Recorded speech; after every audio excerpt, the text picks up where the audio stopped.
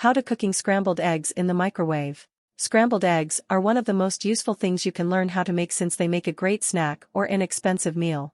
Start by beating a few eggs in a bowl, then melt a little butter, about a quarter or a fifth of a stick, in a skillet and pour the eggs into it. Stir the eggs constantly so they begin to clump together. Cook the eggs until they're as firm as you like and enjoy them while they're still hot and tender. Step 1. Put the eggs and seasonings into a microwave-safe bowl. Get out a bowl with a rounded bottom and crack 2 eggs into it. Sprinkle salt and pepper into it. For a more interesting flavor, use your favorite seasonings instead of salt and pepper. Step 2. Whisk the mixture until it's combined.